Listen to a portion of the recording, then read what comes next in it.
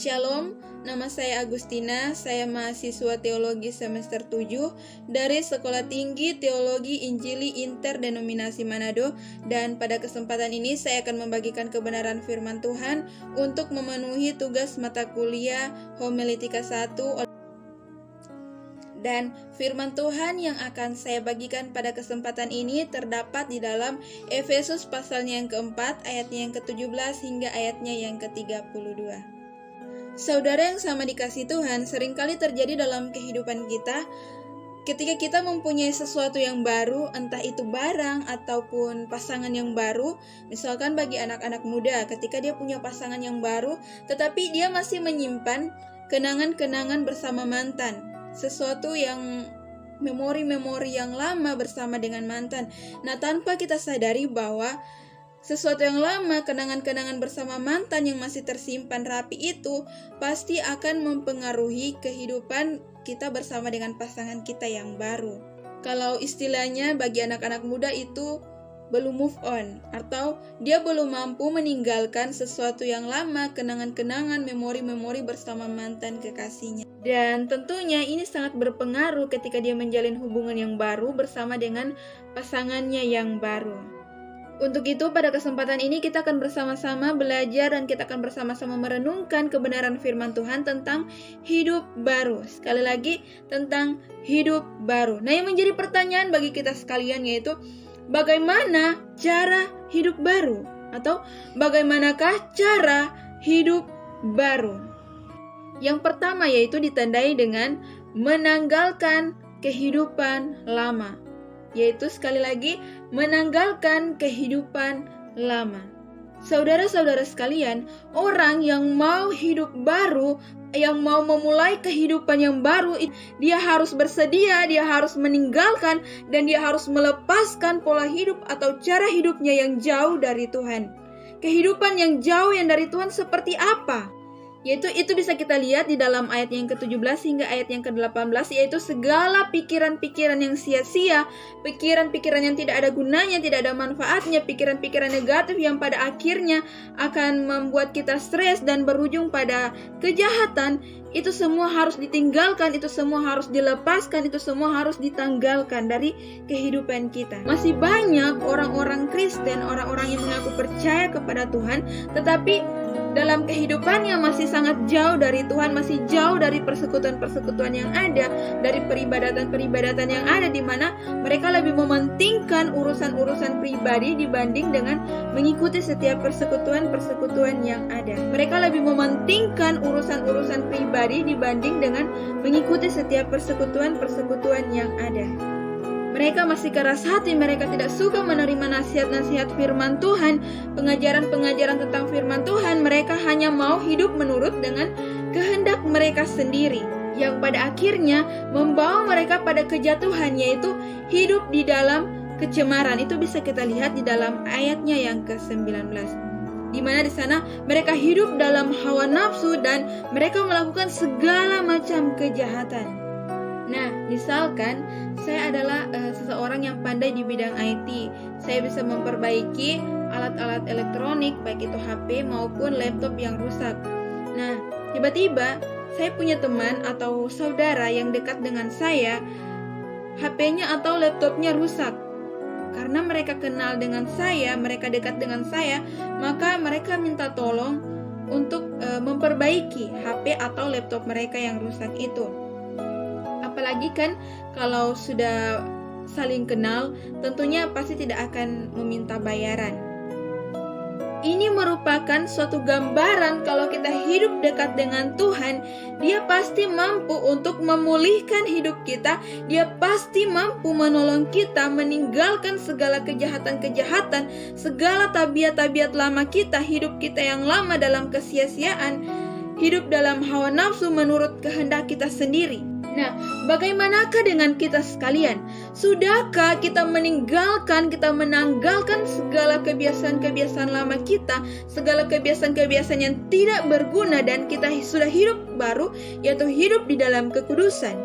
Karena masih banyak orang yang menyepelekan persekutuan-persekutuan, masih banyak anak-anak muda yang lebih suka pergi ke tempat-tempat hiburan, tempat-tempat keramaian, diskotik dan lain sebagainya dibanding pergi ke gereja, menempatkan waktu untuk pergi ke gereja. Bahkan dalam kehidupan sebagai seorang istri, sudah punya suami tetapi masih suka melihat suami orang, masih suka melirik laki orang. Begitupun sebaliknya, bahkan dalam dunia pekerjaan, sudah ada gaji yang ditetapkan tetapi masih suka untuk mendapatkan yang lebih, bahkan menghalalkan segala cara untuk mendapatkan sesuatu yang lebih. Sebagai atasan, bersikap seenaknya kepada bawahannya. Untuk itu saudara, sebagai anak-anak Allah, kita telah ditebus oleh darahnya. Dia mau supaya kita hidup di dalam Dia. Dia mau supaya kita mengalami pembaharuan hidup, yaitu kita menanggalkan, kita melepaskan seluruh kehidupan kita yang lama, kehidupan yang masih jauh dari Tuhan, kehidupan yang masih dikuasai oleh kedagingan, hawa nafsu yang membuat kita jauh dari Tuhan dan masuk dalam kehidupan yang baru. Dia mau supaya kita bertobat. Saudara yang sama dikasih Tuhan, Dia adalah Allah, Dia adalah Bapa, Dia adalah sahabat kita, dan Dia adalah yang terdekat dengan kita. Dan Dia pasti mampu memperbaiki hidup kita yang sudah rusak, masa lalu kita yang kelam, masa lalu kita yang gelap. Bukan hanya Dia perbaiki, tetapi Dia mampu memulihkan kita menjadi sesuatu yang baru. Untuk itu, saya mengajak kita sekalian untuk tinggalkan segala perilaku hidup kita yang lama yang jauh dari Tuhan, dan kita hidup baru di dalam Yesus. Jadi saudara, cara hidup baru tidak saja dilakukan dengan kita menanggalkan segala kehidupan yang lama, tetapi yang kedua yang perlu kita pelajari dan kita renungkan bersama-sama pada kesempatan ini, yaitu mengenakan kehidupan yang baru. Mengenakan kehidupan baru. Saudara-saudari yang sama dikasihi Tuhan, ketika kita sudah memutuskan untuk melepaskan seluruh kebiasaan-kebiasaan lama, yaitu hidup dalam dosa, kita harus menggunakan kehidupan yang baru, yaitu hidup di dalam kebenaran, hidup di dalam kekudusan. Hidup di dalam kekudusan yang seperti apa? Yaitu kita memiliki pikiran yang sehat. Itu bisa kita lihat di dalam ayat yang ke-25 hingga ayat yang ke-26. Artinya kita membuang segala pikiran-pikiran negatif, pikiran-pikiran yang menyesatkan, yang membuat kita emosi sampai tidak bisa terkendali, pikiran-pikiran yang merencanakan segala macam kejahatan. Tetapi kita harus pakai akal dan pikiran kita untuk merencanakan, untuk merancang sesuatu yang baik. Dan juga orang yang hidup baru ditandai dengan dia memiliki perilaku yang benar. Itu bisa kita lihat di dalam ayatnya yang ke-28.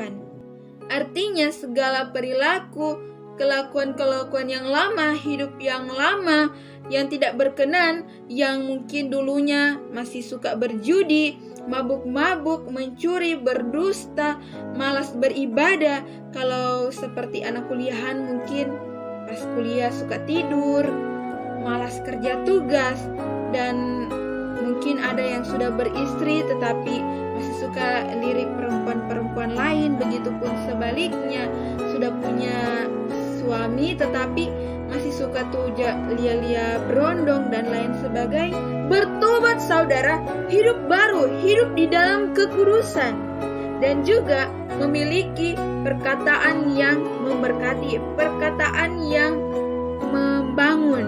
Itu bisa kita lihat di dalam ayatnya ke-29 sampai ayatnya yang ke-30. Orang yang hidup baru pasti ditandai dengan tutur katanya, caranya berkata-kata.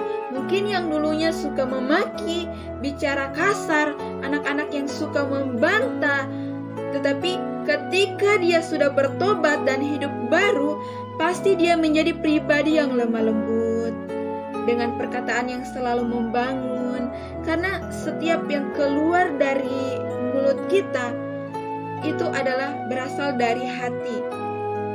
Untuk itu, miliki juga kerendahan hati. Itu bisa kita lihat di dalam ayatnya yang ke-31 sampai ayatnya yang ke-32. Jadi saudara, hati yang bersih, ramah, penuh kasih kepada sesama. Untuk itu penting menjaga hati kita agar dijauhkan dari segala macam niat-niat jahat. Terkadang ada orang berkata bahwa saya ini cuma mulut saya saja yang kasar, cuma mulut saya saja yang suka berkata-kata kasar, tetapi sebetulnya hati saya itu baik. Padahal firman Tuhan berkata, saudara, apa yang keluar dari mulut itu meluap dari hati. Artinya bahwa kalau kita memiliki hati yang bersih, rendah hati, pasti kita mampu menjaga ucapan kita, tutur kata kita, menjaga perilaku kita, dan bisa mengontrol pikiran kita. Mungkin di antara kita pasti masih ada yang ingatkan tentang kisah kapal pesiar yang mewah, yaitu kapal Titanic, yang dimana pembuatnya dengan penuh kesombongan luar biasa, dia katakan begini, Tuhan pun tidak akan mampu menenggelamkan kapal terbaik, termewah, dan terkuat ini. Tetapi saudara, kita juga tahu kisahnya, yaitu seiring dengan kesombongan itu, kapal Titanic ini menabrak gunung es dan tenggelam dan menelan korban sekitar 1.500 orang. Nah, dari kisah ini kita bisa belajar bahwa betapa penting mengontrol hati kita agar kita mampu mencerna sikap, mencerna setiap ucapan-ucapan kita dan bertindak dengan benar sebagaimana kita hidup di dalam Yesus, kita mengikuti teladan Yesus. Nah, bagaimanakah dengan kita? Sudahkah kita memakai pola atau cara hidup yang baru?